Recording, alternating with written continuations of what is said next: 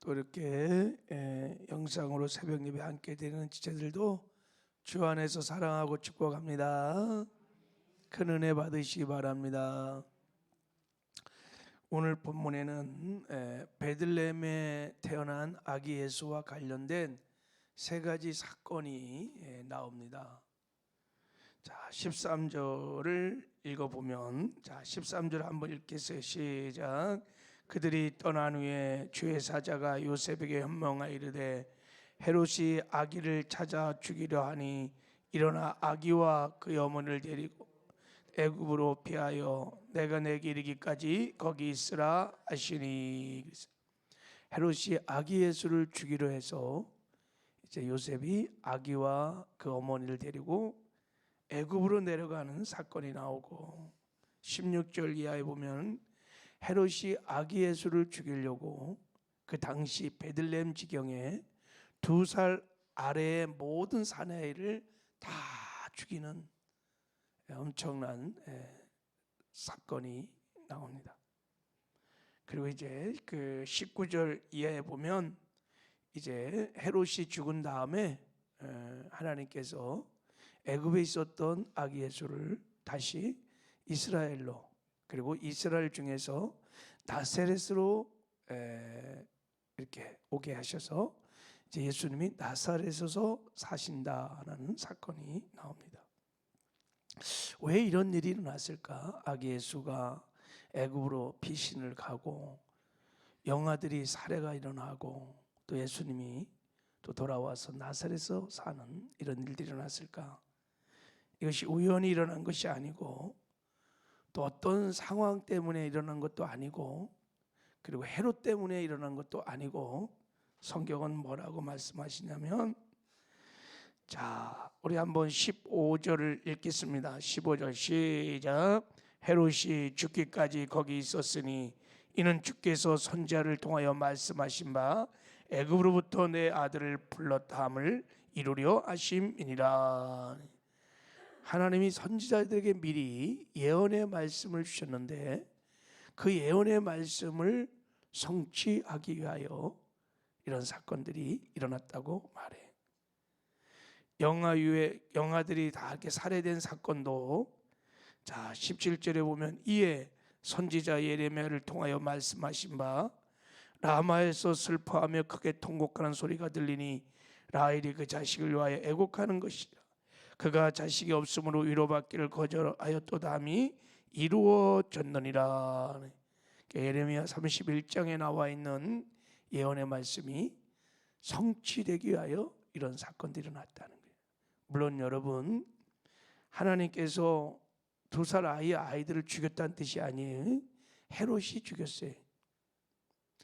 하나님의 예정을 항상 우리가 생각할 때 먼저 예정 전에 예지가 있었다는 것을 알아야 돼요. 하나님이 다 보셨어요. 역사의 시작과 끝을 다 보시고 아시고 예정을 한 거예요. 그래서 헤롯의 악함을 통하여 헤롯이 죽인 것이지, 그것을 하나님이 다 예정하시고 그것을 선지자를 통해서 말씀해 준 거예요. 예레미야를 통해서 아기 예수가 태어날 때 이런 일이 있을 것이다 하고 알려준 그 약속의 말씀이 성취되었다는 거예요. 그리고 예수님이 다시 애굽에서 이스라엘로 돌아와서 그 많고 많은 지역 중에 나사렛이라는 곳에서 사시게 되었다는 것도, 자 거기 23절을 보면 한번 23절 같이 읽어볼까요? 시작. 나사렛이란 동네에 가서 사니 이는 선지자로 하신 말씀에 나사렛 사람이라 칭하리라 하심을 이루려 함이니라. 이것도 우연이 아니라 하나님의 선지자의 예언의 말씀을 성취하려고 예수님이 나사렛에 가셔서 사신 거예요. 자, 우리는 이런 본문의 말씀 사건들을 통해서 중요한 사실을 하나 깨닫게 됩니다. 하나님이 세계 경영의 원리, 하나님의 세계 열방의 역사를 경영하시는 목적을 깨닫게 됩니다. 하나님 지금도 살아계셔서 이 세상의 역사를 주관하시고 통치하고 다스리십니다. 할렐루야. 그때 하나님께서 그냥 하나님 마음대로 즉흥적으로 상황에 따라서 그때그때 그렇게 경영하는 것이 아니라 하나님이 약속하신 언약의 말씀을 따라 이 세계를 경영하고 있다는 것을 말씀하고 있는 거예요. 하나님의 선지자를 통해서 다 말씀하시고 그 예언의 말씀을 따라 전 세계를, 인류의 역사를 운영하고 경영하고 계신다는 거예요. 그런 면에서 여러분, 예언의 말씀은 하나님의 시간표입니다. 하나님의 스케줄이. 그래서 우리가 하나님의 시간표를 잘 보면 하나님의 일하심을 보기 시작합니다. 아, 지금 하나님이 어떻게 지금 무슨 일을 하고 계시, 하나님의 에코노미, 경륜을 알기 시작합니다. 여러분, 그리고 또 하나, 이 하나님의 세상 열방 경영은 세상 사람들이 말하는 것처럼 막 그냥 흥망성쇠가 반복되면서 순환적으로 막 가는 것이 아니라 하나님이 분명한 목적을 가지시고 역사의 시작과 끝을 운행하시고 경영하신다는 거예요. 그 분명한 하나님의 한 가지 목적이 뭐냐면 예수님이십니다. 예수 그리스도. 인류의 구원의 구속의 역사는 하나님께서 예수님을 중심으로 역사를 지금 경영하고 있다는 것을 오늘 본문 말씀을 통해서도 깨닫게 됩니다. 여러분, 예수님이 실제 계시록에 보면 내가 알파요 오메가요, 시작과 끝이라. 예수님 역사의 시작이시며 끝이십니다. 할렐루야. 그래서 역사를 히스토리라 그래요. 히스토리. 그의 역사, 예수의 역사다. 자, 우리가 이런 관점에서 보면 구약의 역사는 뭐 복잡하지만 한마디로 말하면 초림 예수가 오신다, 메시아가 오실 것이다. 이게 구약의 역사예요.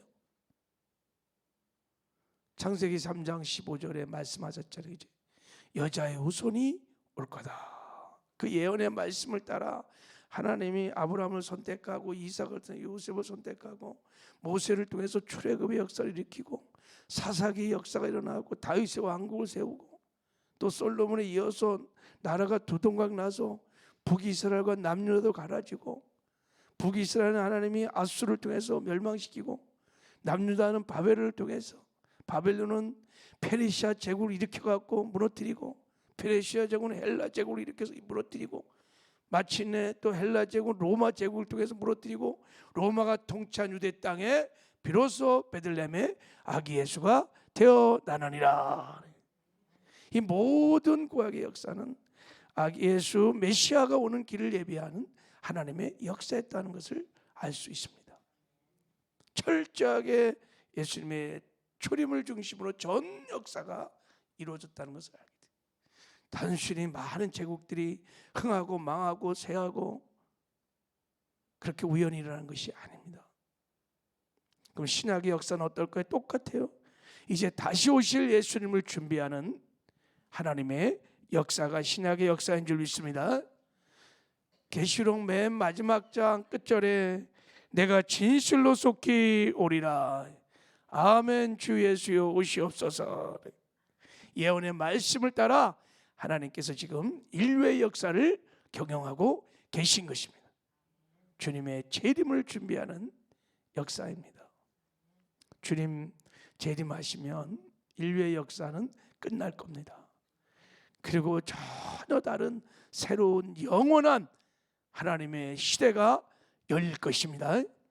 하나님의 나라가 눈물도 사망도 곡하는 것도 없는 천국에 가서 영원히 우리가 하나님과 함께 살게 될 줄 믿습니다.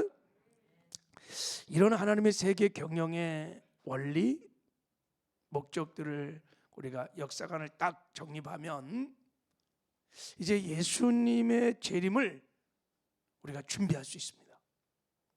여러분, 예수님의 재림이 언제 올지는 아무도 몰라요. 때와 시는 전혀 몰라요. 천사도 모르고 아들도 모르고 하나님 아버지만 안다 그랬어요. 그러나 우리가 이런 하나님의 분명한 관점을 가지고 보면 예수님은 마음대로 그냥 오시진 않는다는 한 가지 분명한 것은 예수님도 예언의 말씀을 따라 오신다는 거예요. 이게 하나님의 경륜이에요. 그냥 예수님이 또 하나님이 뭐 그냥 좋을 때 뭐 그렇게 오시는 것이 아니라 하나님이 예언한 말씀을 따라서 언약의 말씀을 따라 예수님이 반드시 재림하실 것입니다. 그러므로 우리가 종말에 관련된 예언의 말씀들을 깊이 상고하고 묵상하면 여러분 우리가 예수님의 재림을 준비할 수 있습니다. 주님이 재림할 때 어떤 일이 일어나는지, 그리고 예수님이 재림하기 위해서는 어떤 예언된 약속된 예언의 말씀들이 성취되는지를 우리는 알 수 있습니다. 모르는 게 아니에요. 그래서 우리가 주님의 재림의 때와 시는 모르지만 주님이 어떤 조건에서 어떤 징조가 일어날 때 오신다는 것은 다 알 수 있습니다. 그래서 우리가 시간적으로 주님의 재림을 말할 수 없지만 상황적으로는 주님의 재림을 말해야 되고 선포해야 되고 준비해야 될 줄 믿습니다. 이 하나님의 세계 경영의 역사를 가지고 보면 보여요. 지금 이 시대의 표적들을 다 분별할 수 있습니다. 제가 송구 영신 예배 때도 잠깐 말씀드린 것처럼 여러분 경제적인 재앙들이 마지막 때 계속 일어나는 것은요 다 성경에 예언되어 있어요. 셋째인을 띄실 때 화폐도 다 통일되는 건 계시록 13장에 다 그렇게 가게 되어 있어요.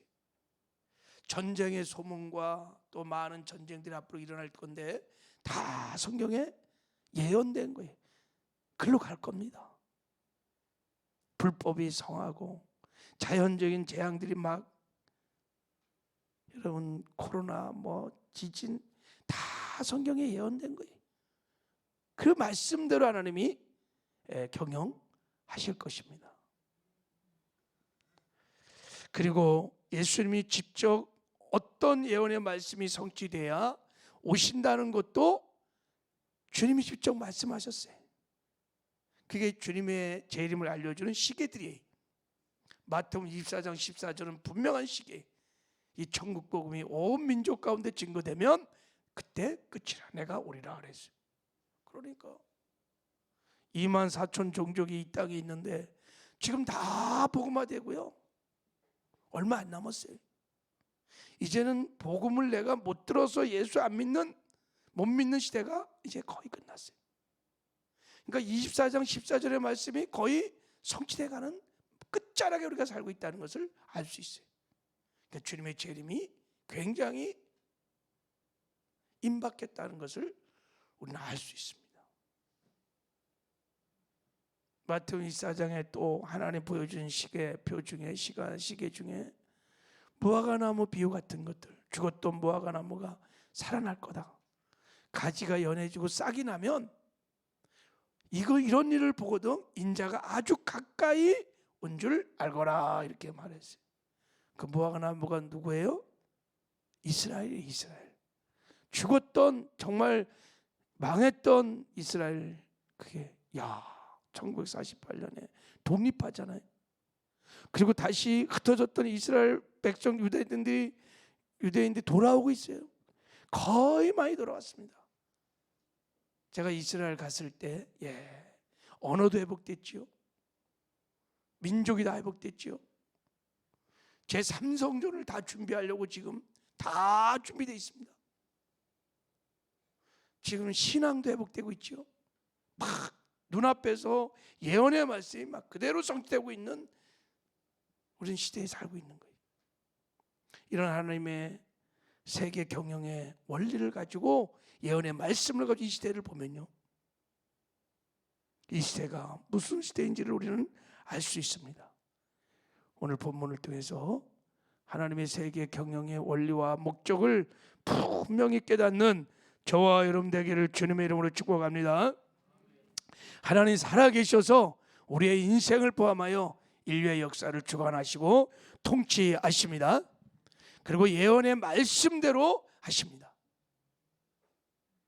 그리고 그 예언의 말씀의 중심은 무엇이냐면 예수님의 재림입니다. 하나님 나라의 도래를 위해서 하나님이 지금 살아계셔서 온 인류의 역사를 주관하십니다. 그러므로 여러분, 이런 역사관을 가지고 우리가 이제 살 때 크고 작은 많은 자연 종말론적인 재앙들이 많이 일어날 거예요. 그럴 때 여러분, 이게 분명하면 두려워하지 않아요. 그리고요, 하나님이 그때그때 피할 길을 내주시고 많은 어려움이 있을지라도 이런 하나님을 신뢰하고 약속의 말씀을 붙들면요, 다 여러분 피할 길을 열어주십니다. 마지막 때는 위험한 때입니다. 고통의 때입니다. 많은 재앙들이 밀려올 겁니다. 안전지대가 없습니다. 그 사람들이 두려워갖고요, 자기 나름대로 준비를 하고 있습니다. 저 유럽 같은 데는요, 자연재앙이 일어나니까요, 별장도 짓고요, 땅굴도 파고요, 별의별 짓을 다 합니다. 지금 두렵거든요. 근데 마지막 때 안전지대 없어요. 최고의 안전지대는 예수님이십니다. 성령의 인도를 받는 거예요. 보세요, 요셉이 성령의 인도를 받으니까요, 다 피하잖아요. 마지막 때 최고의 안전지대는 성령과 함께 교제하고 성령의 인도하심을 받는 것입니다. 주님과 동행하는 거예요. 그리고 우리가 이런 역사관을 갖고 살면 다시 오실 예수 그리스도를 우리가 잘 준비하게 될 줄 믿습니다. 예수님이 준비된 신부들에게는 도적같이 오지 않아요. 준비되지 않으면요, 도적같이 오면 예수님 재림하실 때 맞이할 수 없어요. 이렇게 해서 중요한 거예요. 깨워서 신부 단장 잘하고 있다가 언제나 주님 오면, 오늘에도 오시면 할렐루야 하고 가는 거예요. 할렐루야. 그리고 더 중요한 것은 마지막 때 하나님께 우리가 쓰임받을 수 있습니다. 주님의 재림을 위하여, 예언의 말씀의 성취를 위하여 내가 기도하고 헌신하여 마지막 때 하나님께 쓰임받는 존귀와 영광을 얻게 될 줄도 믿습니다. 여러분, 오늘도 살아계신 하나님, 그 주님 바라보시고 주님과 아름다운 동행, 행복한 동행을 하시기를 주님의 이름으로 축복합니다. 하나님 아버지, 감사합니다.